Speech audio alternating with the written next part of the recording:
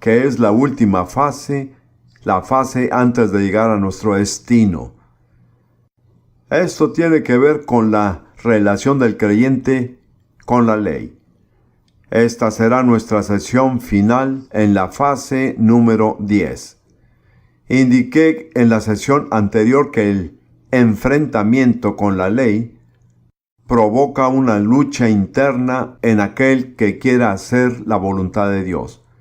Les mencioné la situación de Rebeca cuando estaba embarazada de los gemelos Esaú y Jacob. Esaú, el tipo de un hombre carnal, Jacob, el tipo de un hombre espiritual. Les mencioné que el mismo Pablo claramente pasó por el mismo tipo de lucha espiritual. Y al final de Romanos capítulo 7, él grita en agonía: «Miserable de mí, ¿quién me librará de este cuerpo de muerte?». Y luego sale con una respuesta triunfante: «Doy gracias a Dios de que hay una salida por medio de Jesucristo nuestro Señor». Dije que la salida es a través de la cruz, por medio del sacrificio sustitutivo de Jesús, porque en la cruz y en Jesús, nuestro viejo hombre, este cuerpo de pecado, fue condenado a muerte. Y por medio de esa ejecución en la cruz, podemos ser liberados del dominio de la vieja naturaleza carnal y podemos ser liberados para servir a Dios en el Espíritu. Romanos capítulo 6, pienso que sería bueno que lo leyéramos por un momento. Romanos 6, versículo 6. Sabiendo esto, que nuestro viejo hombre, el antiguo yo, fue crucificado juntamente con él. Es un hecho histórico, como lo había mencionado. Ya sea que lo sepan o no, es verdad. Pero el saberlo y creerlo lo hará cambiar. Y todo fue hecho para que el cuerpo del pecado sea destruido. Prefiero usar los términos ineficaz o fuera de servicio, a fin de que no sirvamos más al pecado. Esto quiere decir que mientras sigamos permitiéndole al viejo hombre hacer lo que le plazca, seremos esclavos del pecado. En Romanos 6:6, esto se presenta como algo que se hizo para nosotros. Nuestro viejo hombre fue crucificado junto con él, nuestra naturaleza carnal. Pero hay otra cara de esta verdad que les quiero compartir. Hay algo que tenemos que hacer. No todo resulta por lo que hizo Jesús. Nos corresponde cierta respuesta de fe con la que hay que cumplir. Por lo mismo me gustaría volver a Gálatas 5:24, que habla, creo yo, de la respuesta que se tiene que dar. Gálatas 5:24. Pero los que son de Cristo han crucificado la carne con sus pasiones y deseos. Noten que esta es la característica de aquellos que verdaderamente pertenecen a Jesús. No es una doctrina, no es una denominación, es algo que ha ocurrido en ellos por acto de voluntad propia y de la fe. Ellos han crucificado a la carne. Romanos 6:6 está del lado de Dios. Nuestro viejo hombre fue crucificado. Ahí se establece la base. En Gálatas 5:24 está la respuesta que se nos pide.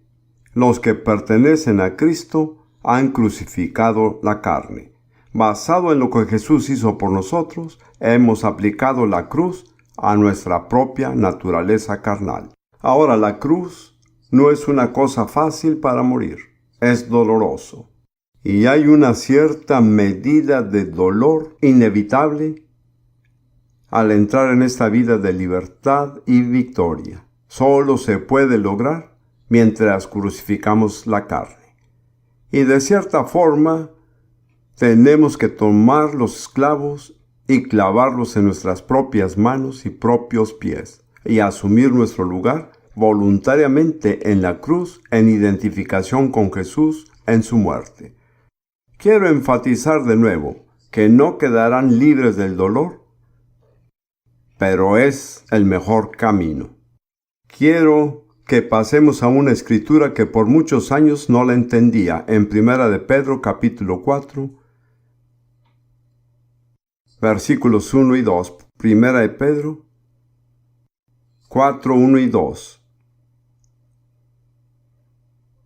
Puesto que Cristo ha padecido por nosotros en la carne, vosotros también armaos del mismo pensamiento. En otras palabras, decídanse de una vez porque van a tener que sufrir en la carne. Pues quien ha padecido en la carne, terminó con el pecado. Esa sí que fue una declaración que me asombró. Yo pensé que Jesús tomó todo el sufrimiento, con todo lo que hizo en la cruz.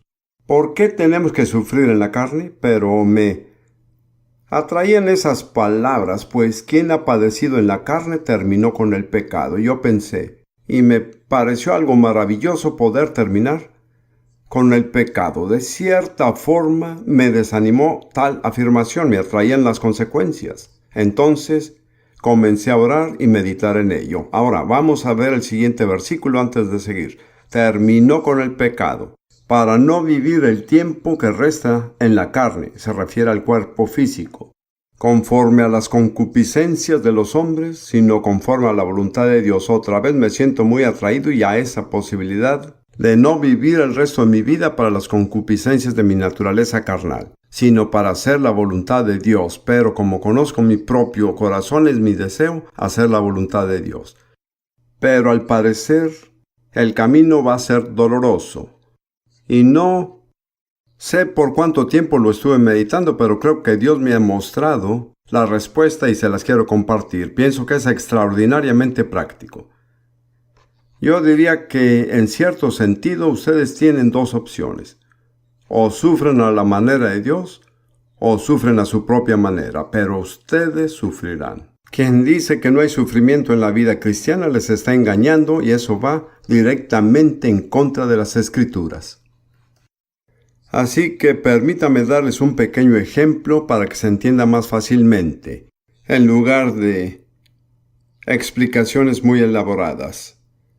Tenemos a una bella y joven cristiana que tiene unos 20 años.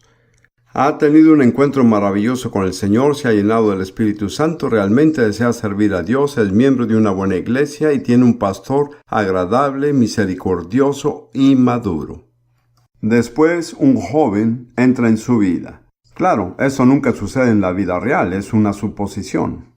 Y él no es un cristiano comprometido, pero se interesa muchísimo por ella. Y le dice, bueno, iré a la iglesia contigo, lo que tú digas, me quiero casar contigo, haré lo que tenga que hacer para casarme contigo. Entonces él va a la iglesia y participa en los cantos y escucha los sermones. Y la joven va y habla con su pastor y le dice, este es el hombre que ha entrado en mi vida. Quiere casarse conmigo, ¿qué debo hacer? Y el pastor le dice, no te cases con él. Nunca ha hecho su propio compromiso personal con el Señor, solo viene a la iglesia porque te quiere. Y cuando ya te tenga y estés casada con él, no tienes garantía de que siga viniendo a la iglesia. Tengan en cuenta que tuve 9 hijas, así que tengo algo de experiencia en esto. Así que esta joven tiene 2 opciones. Lo correcto es aplicar la cruz a su naturaleza carnal.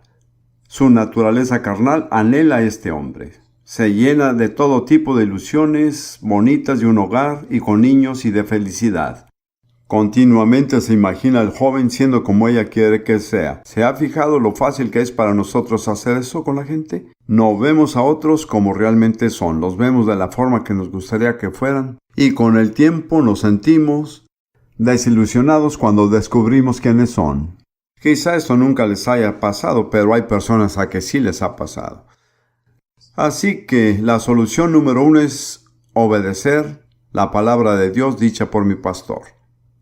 Me doy cuenta de que tiene mis mejores intereses en el corazón y por eso voy a clavarle los clavos a mi propia naturaleza carnal. Voy a tomar mi lugar en la cruz y proclamar que estoy crucificado con Cristo. Todo deseo en mí que no sea de Dios y que esté fuera de la voluntad de Dios, lo sentencio a muerte. Estoy tomando mi lugar en la cruz. Pongo esos clavos sobre mis propios caprichos, deseos y pasiones. Eso es doloroso.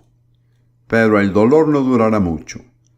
El dolor conduce a algo que es hermoso y maravilloso, una vida que verdaderamente se vive para Dios.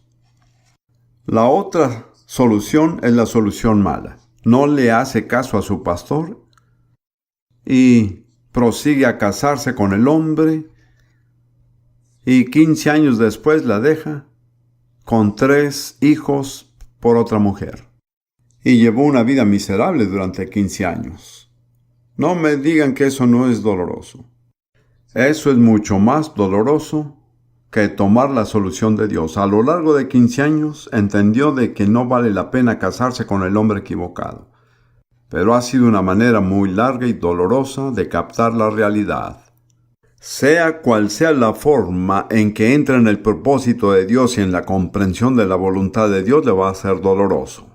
Pueden sentir dolor a la manera de Dios, aplicando la cruz en sus propias vidas, o enfrentar el dolor que el mundo ofrece, que es muy desagradable. Es una senda muy larga para regresar cuando está afuera de la voluntad de Dios y siguen sus propios deseos y caen en su propia naturaleza carnal. No dudo que al menos haya uno aquí esta noche a quien Dios le esté hablando en este momento. Me da cierta sensación cuando digo algo dirigiéndome a alguien. No tengo idea de quién será y no es mi intención descubrirlo. Solo quiero decirle que si estoy describiendo su situación o algo así, mi consejo es que elija el camino de Dios. Es doloroso, tiene que negarse a sí mismo, tiene que cargar con su cruz. ¿Sabe cuál es su cruz? Alguien definió la cruz de estas 2 maneras. Primero que nada es el lugar donde nuestra voluntad y la voluntad de Dios se cruzan. Cada persona que sigue a Jesús tiene en algún momento que llegar al punto que dice: no se haga mi voluntad sino la tuya. Jesús no es el único que tuvo que decirlo. Y la otra descripción de la cruz es el lugar donde uno muere. Es el lugar de su ejecución. Dios no le va a imponer la cruz. Jesús dijo: si alguno quiere venir a mí, tome su cruz y sígame. Y no se puede seguir a Jesús si uno no se niega a sí mismo y toma su cruz. La cruz es el instrumento de ejecución, pero es el camino a la liberación. Es la salida, y cuando realmente han aceptado la cruz en su vida, pueden decir: he dejado de pecar. Ahora estoy viviendo para la voluntad de Dios. Para que lo digan como Pablo: gracias a Dios, porque hay una salida por medio de Jesucristo nuestro Señor.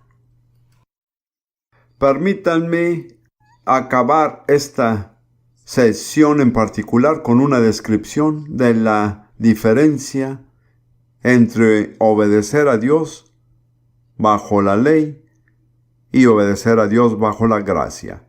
En ambos casos, el objetivo final es obedecer a Dios, pero se cumple de diferentes maneras. Para ilustrarlo, quiero tomar un mandamiento simple que se da tanto en el Antiguo Testamento bajo la ley de Moisés como en el Nuevo Testamento en una de las epístolas. Exactamente las mismas palabras y se aplican tanto si estamos bajo la ley o bajo la gracia. Quiero tratar de esbozar brevemente la diferencia en cómo se aplican. El mandamiento es: seréis santos porque yo soy santo. Es un mandamiento muy simple.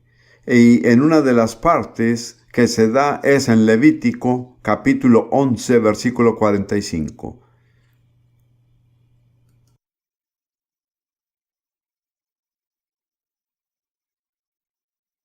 Dios le habla a Israel por medio de Moisés y dice: porque yo soy Jehová, que os hago subir de la tierra de Egipto para ser vuestro Dios. Seréis pues santos, porque yo soy santo.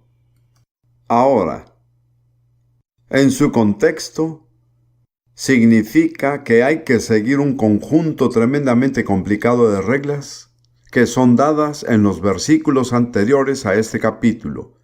Entonces, este camino de santidad dice: tengo que hacer esto, tengo que hacer lo otro, Tengo que hacer aquello, no debo hacer esto, no debo hacer lo otro. Esa es la respuesta del legalismo ante el requisito de la santidad. Escuchen algunos de los mandamientos. Muchas personas no se han dado cuenta de todo lo que implicaba el estar bajo la ley de Moisés. Si pasan al versículo 26 de ese capítulo, el mismo capítulo 11 de Levítico, solo lean algunos de los mandamientos anteriores. Todo animal de pezuña, pero que no tiene pezuña hendida ni rumia, tendréis por inmundo, y cualquiera que los tocare será inmundo. Bien, entonces, si tocan a uno de esos animales, como un camello, con la pezuña hendida pero sin rumiar, se vuelven impuros. Quedan excluidos de la comunión del pueblo de Dios hasta la puesta del sol. Y tienen que pasar por muchos rituales de limpieza. ¿Está bien? Continuamos.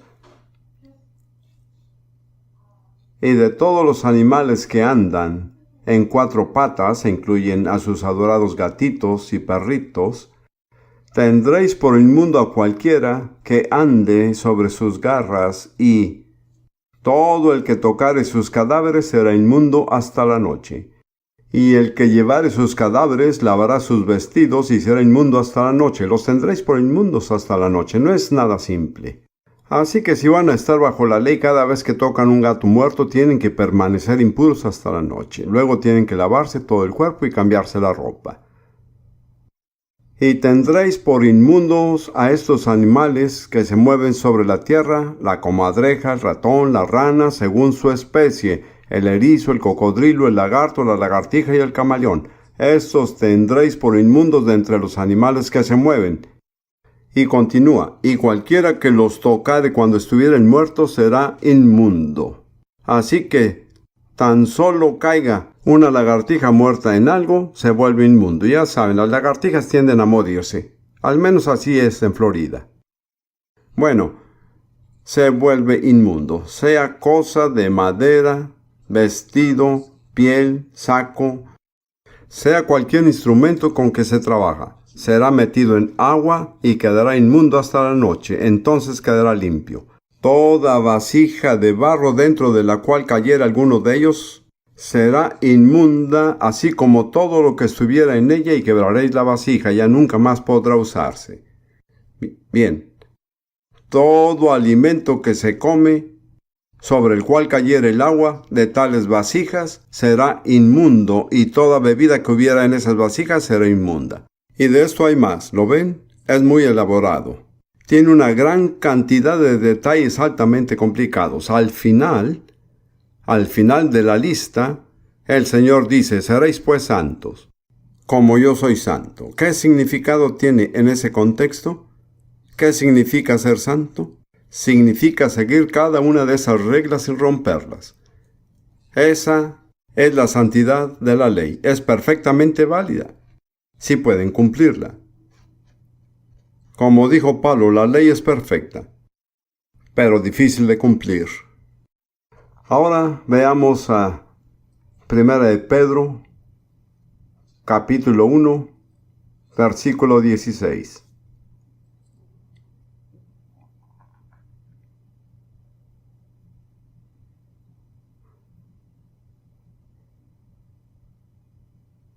Vamos a leer del versículo 14. Se dirige a los cristianos que han aceptado la redención de Jesús en su nombre. Como hijos obedientes, no os conforméis a los deseos que antes tenías, estando en vuestra ignorancia, sino como aquel que os llamó es santo. Sed también vosotros santos en toda vuestra manera de vivir, porque escrito está, sed santos porque yo soy santo. ¿En dónde está escrito? En Levítico 11:45. ¿Se entiende? ¿Acaso Pedro nos dice que debemos seguir todas estas reglas sobre lagartijas, gatos y perros? Claro que no. Él debió haber tenido otra expectativa. ¿Cuál es la alternativa? La santidad de la ley dice, tengo que seguir todas estas reglas, tengo que hacer eso, aquello, lo otro, debo hacer eso. ¿Cuál es la respuesta de fe a esto? ¿Cuál es la alternativa? Pienso que es una pregunta muy importante. Intentaré simplificarla sin prolongarme mucho. La respuesta de la fe es que Jesús en mí es mi santidad. No dependo de mí mismo, no sigo un conjunto de reglas, dejo que Jesús sea santo en mí y a través de mí. Había una señora que estaba en una congregación y que era bien conocida porque llevaba una vida santa. Una vez alguien le preguntó a hermana fulana cuál es el secreto de la victoria en su vida. Ella contestó: cada vez que Satanás toca la puerta, simplemente dejo que Jesús responda. Esa es la descripción más simple que se me ocurre de la santidad de la fe. No me enfrento a Satanás por mi propia fuerza. No enfrento esos desafíos con mi propia fuerza. De lo contrario, sería derrotado. Busco a Jesús y le digo: Jesús, en mí, hazte cargo de esta situación. Permítanme leer unos cuantos versículos al respecto. 1 Corintios, capítulo 1, versículo 30. 1 Corintios 1, 30. Mas por él se refiere a Dios. Estáis vosotros en Cristo Jesús, y no por nosotros mismos, es por él que estamos todos en Jesucristo, el cual nos ha sido hecho por Dios sabiduría, justificación, santificación de santidad y redención. Si me encuentro ante una situación en la que necesito sabiduría, ¿qué debo hacer? ¿Respondo con mi propia astucia? No, yo digo: Jesús, tú eres mi sabiduría. Dejo que tú seas para mí sabiduría. Si me enfrento a una situación en la que me siento tentado y mi integridad es desafiada, ¿qué debo hacer? ¿Me esfuerzo en algo? No. Voy a decir: Jesús, eres mi justicia, te dejo esta situación. Si me enfrento a ese desafío de santidad del que estamos hablando, yo digo: Jesús en mí es mi santidad. No tengo que esforzarme, no tengo que luchar. Debo dejar que Jesús se apodere de mí y de la situación. Igual que la redención. De igual forma, hay una escritura hermosa la cual muchos conocemos en Filipenses 4:13.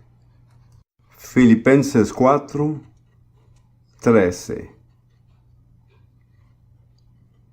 Todo lo puedo en Cristo que me fortalece. ¿Cuánto puedo hacer? Todo. Eso no quiere decir que pueda hacer todo lo que quiera. Ojalá no lo tomen así. Significa que puedo hacer todas las cosas que Dios quiere que haga. Puedo hacer todas las cosas que expresan obediencia a Dios por medio de Él, quien me fortalece. Me gustaría darles una traducción más literal de lo mismo: por medio de aquel que me fortalece desde dentro. Me parece que es una traducción muy fiel al griego. Puedo hacer todas las cosas por medio de aquel que me fortalece. Me gustaría que los repitiera. Puedo hacer todas las cosas por medio de aquel que me fortalece.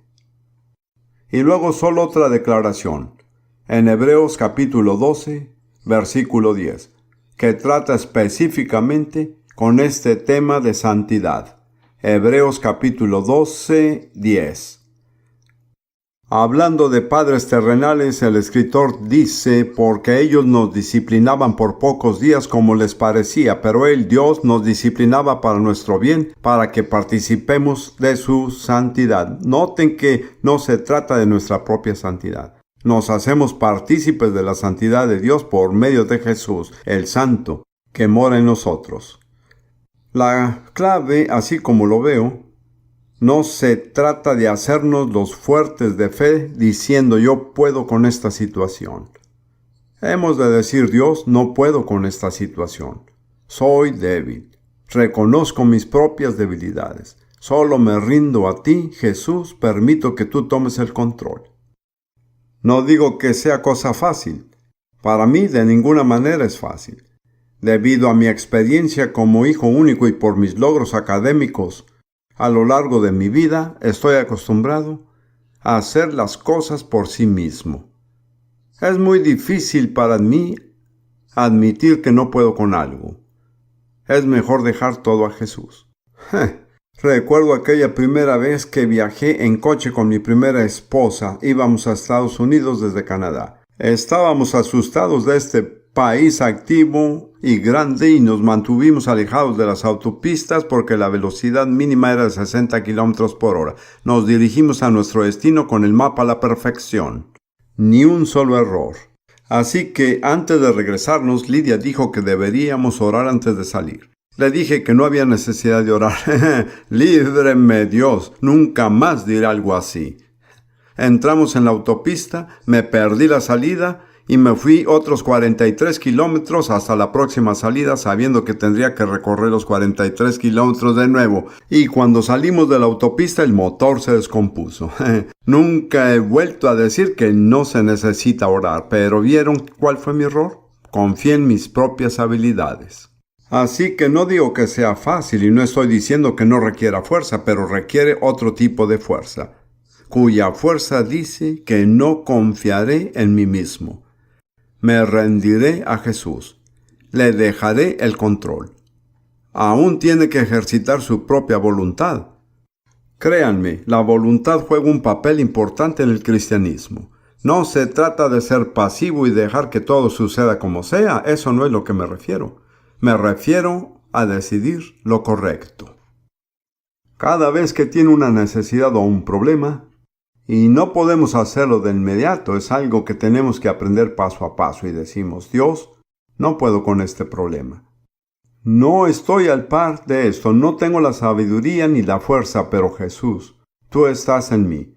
Puedo hacer todo lo que Dios quiera que haga por medio del que me fortalece desde adentro. ¿Saben lo que descubrí? Y se los comparto como una debilidad que no tienen. He notado que cuando me enfrento a problemas grandes, recurro a Dios, pero los menores trato de solucionarlos yo. Pero resulta que los problemas menores se convierten en problemas mayores. Y bueno, espero que me hayan entendido. Ahora hemos completado las 10 fases de nuestra peregrinación romana.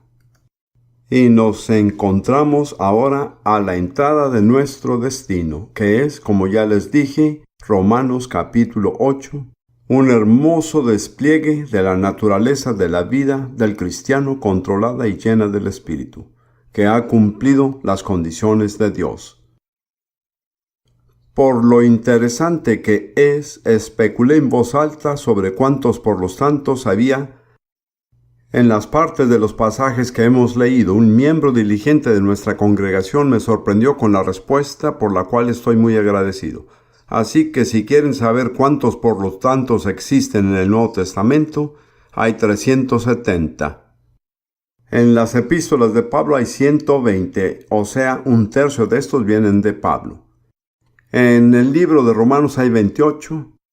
Aquí tenemos un análisis estadístico interesante. Ahora, si hemos llegado a la entrada de nuestro destino, es muy importante Romanos 8, versículo 1.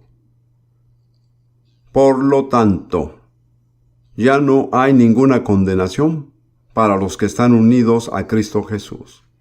Las palabras importantes son ninguna condenación. Mientras haya cualquier tipo de condena en sus vidas, no podrán vivir ni seguir, según Romanos capítulo 8. El propósito de Dios en los 7 capítulos anteriores fue eliminar todas las posibles causas de condena en nuestras vidas. Si los cumplimos fielmente, lo hemos entendido y creído, entonces ahora podemos decir, ya no hay ninguna condenación en mi vida. Personalmente pienso que la condena es el arma favorita y más fuerte del diablo. Me he encontrado con un sinnúmero de cristianos que no son libres de la condena. Creo que la razón es porque no han iniciado la peregrinación, no han pasado por la percoladora.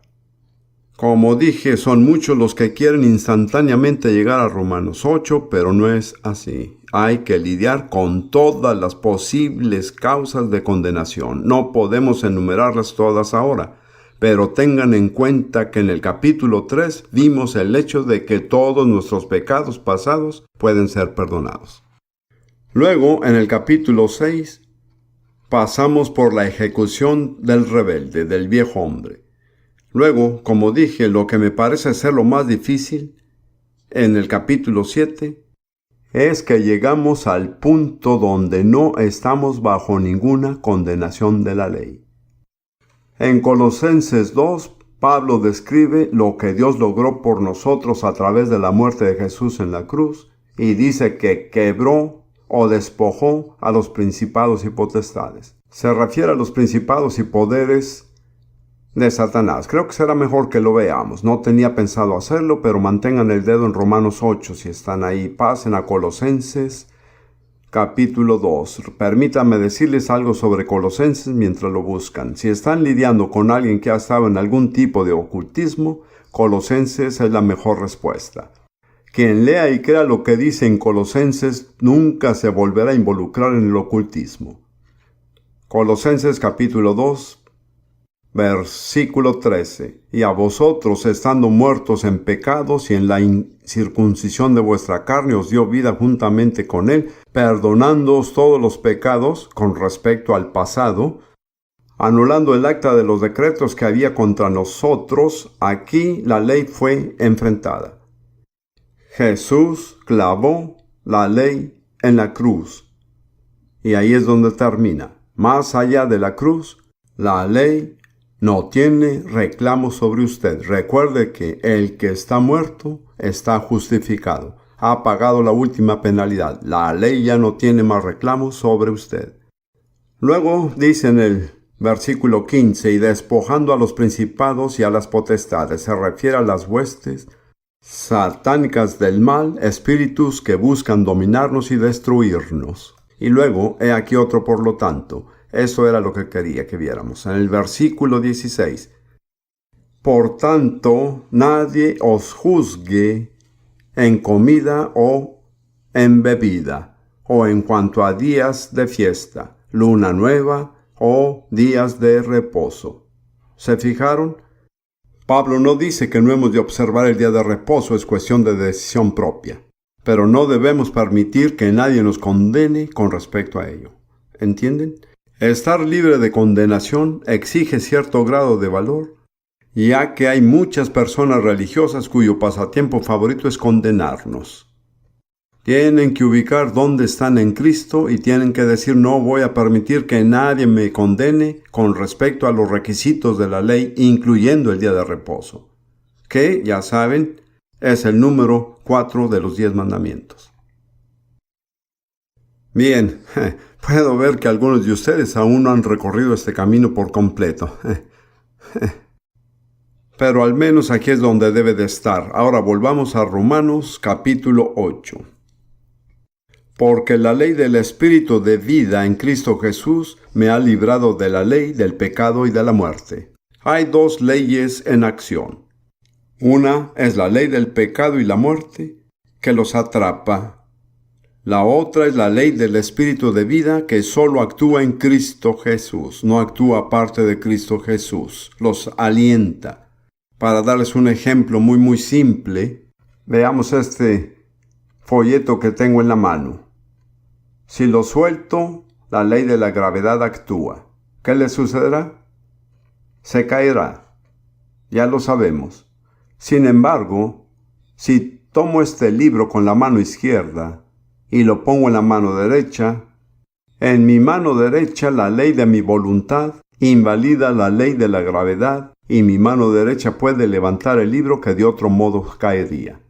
Eso es lo que significa estar en Cristo. Estar libre de la ley del pecado y la muerte, y la ley del Espíritu de vida en Cristo Jesús actúa de la manera opuesta. Bien, sigamos. Versículo 3. Porque lo que era imposible para la ley, por cuanto era débil por la carne. Y siempre Pablo indica que no había nada malo en la ley. El problema está en nuestra naturaleza carnal. Por cuanto era débil por la carne, Dios, enviando a su Hijo en semejanza de carne de pecado y a causa del pecado, condenó al pecado en la carne. Por la carne de Jesús en la cruz. Dios finalmente condenó y eliminó el pecado. Hay dos escrituras en Hebreos que debemos ver por un momento. Hebreos 9:26.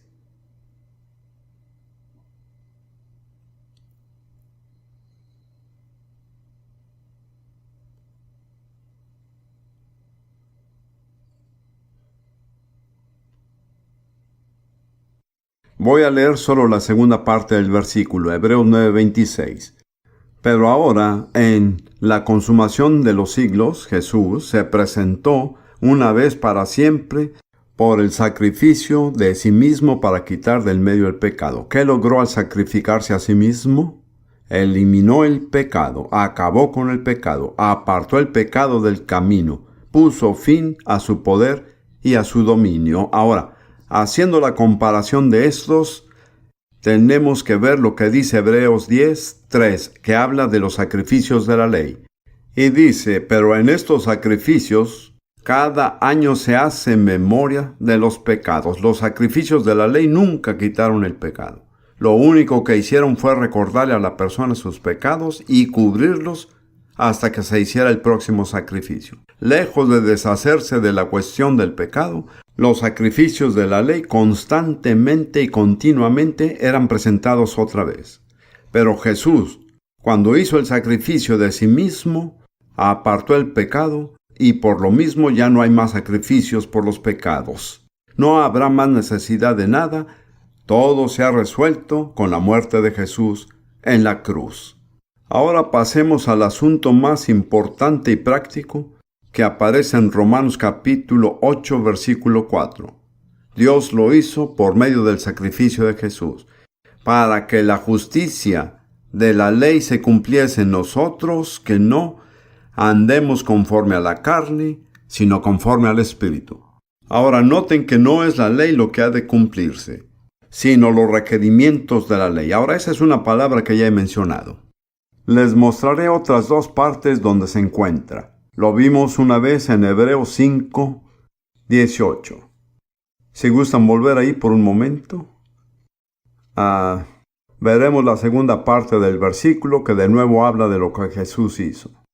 De la misma manera, por la justicia de uno, vino a todos los hombres la justificación de vida. Es la misma palabra, un acto de justicia. Luego, como ya vimos, en Romanos 8:4 dice la justicia de la ley.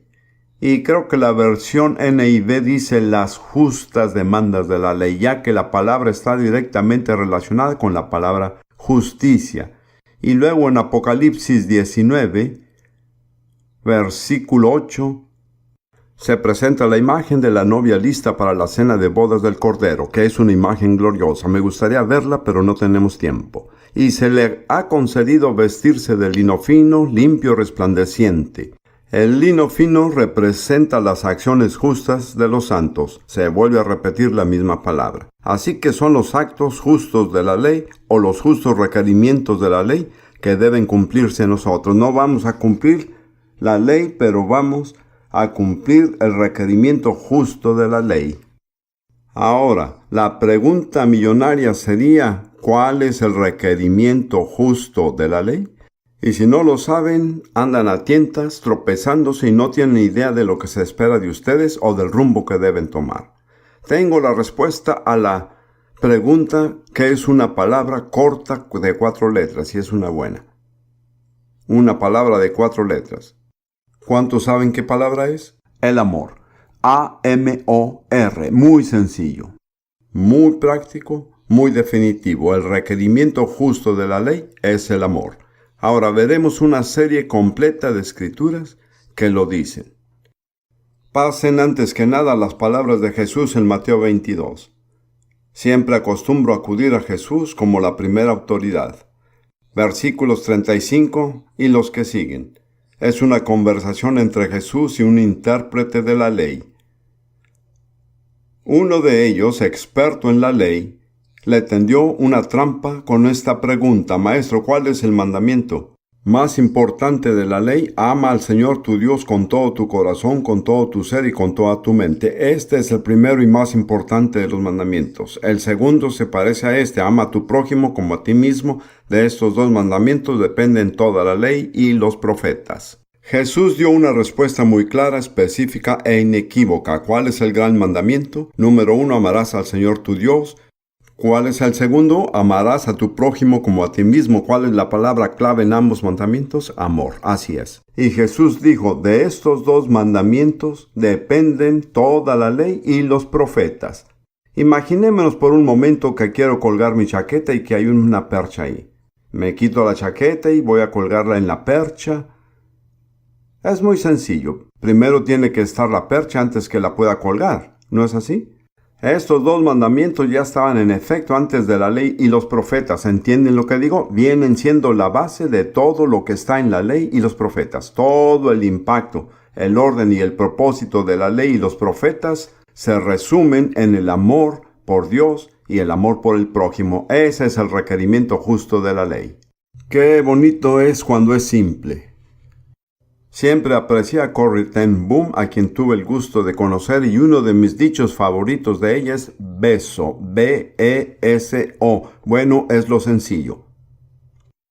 Ese es mi sincero objetivo. Cuando empiezo a complicarme me pongo nervioso. Cuando otras personas se complican me pregunto ¿dónde está el Espíritu Santo?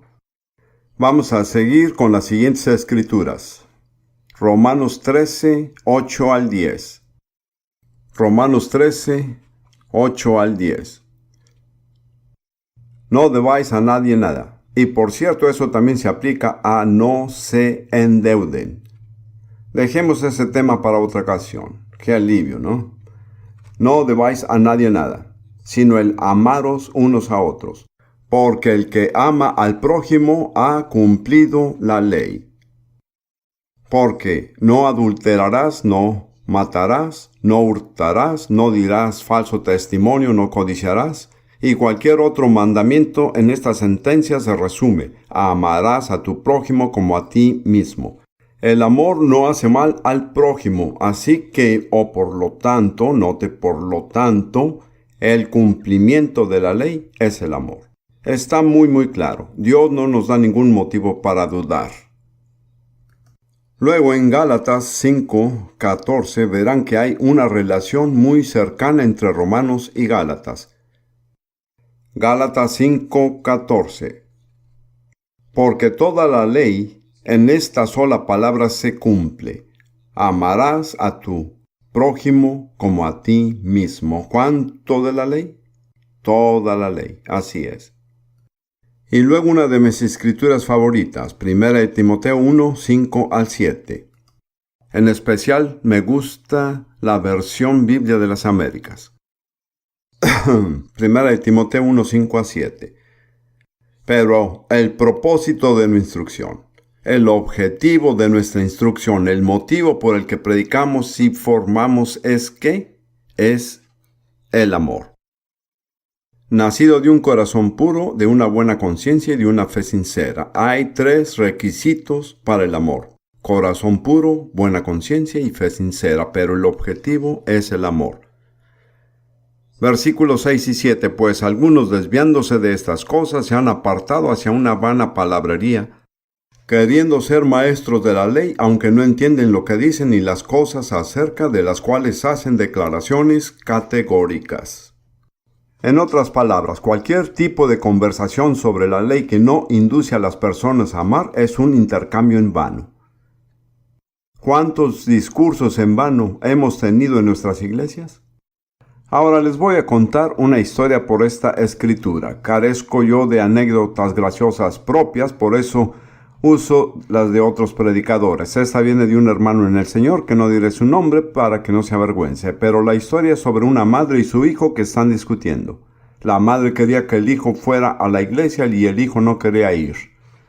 Entonces el hijo le dijo: no quiero ir a la iglesia. No me agrada esa gente y no me quieren. ¿Por qué tengo que ir a la iglesia? Dame 2 motivos. Y la madre le respondió: primero, que nada, tienes 40 años, y segundo, eres el pastor de la iglesia.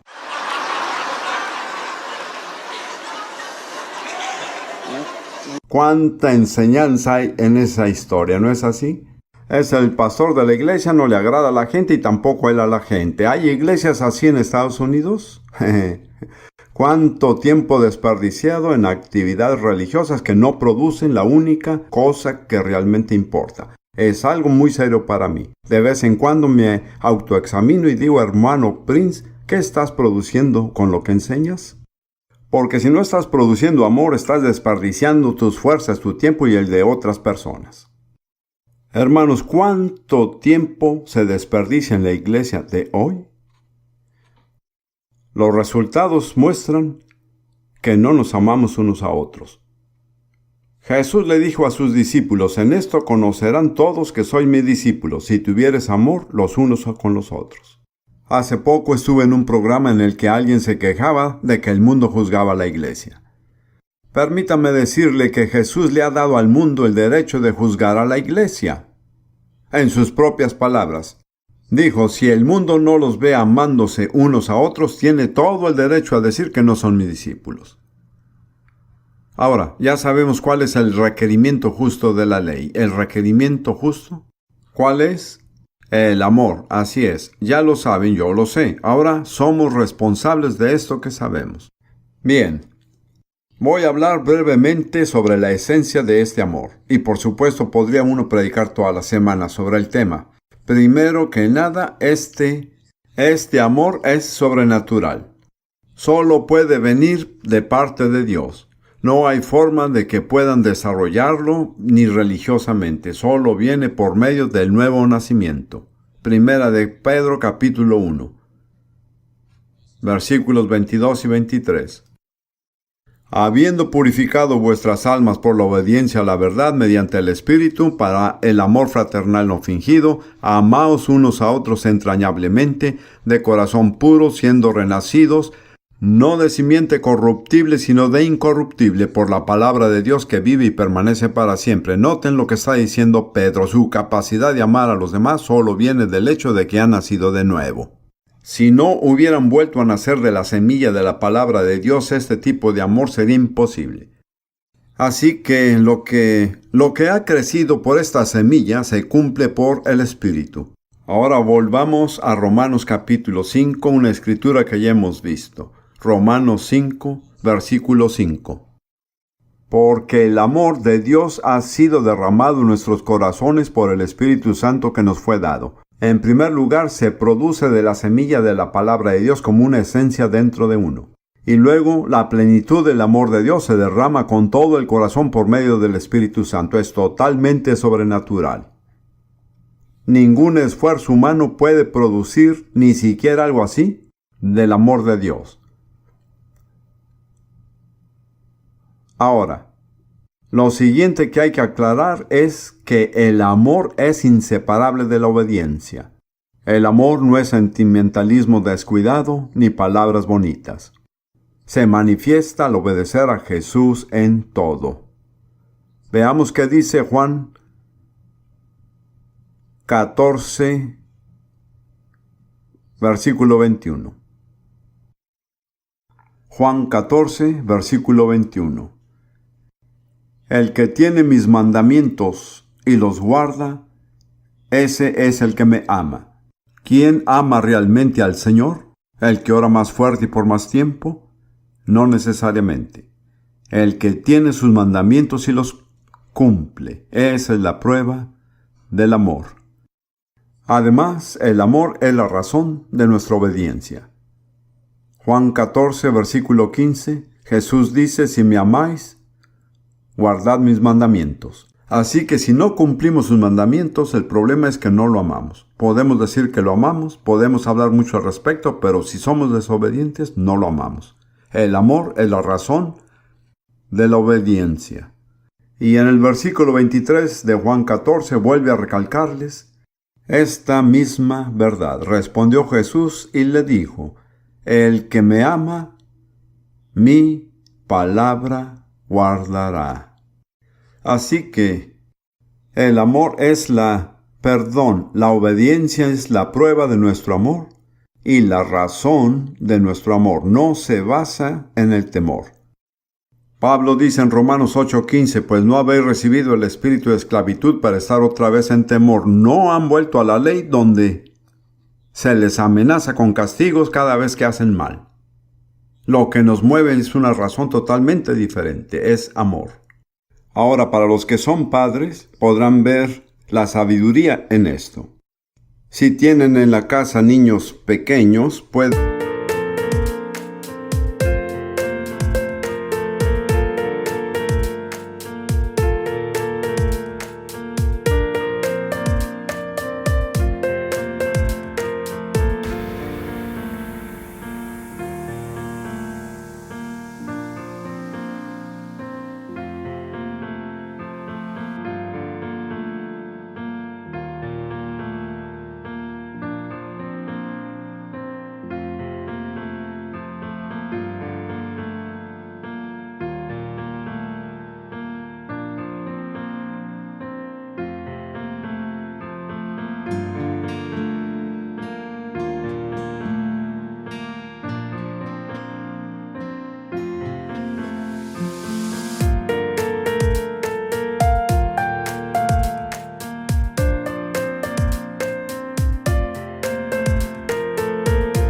hacerlos obedientes con amenazas y castigos y gritos o con algo por el estilo. Conseguirán que obedezcan. Pero cuando sean adolescentes, se harán rebeldes.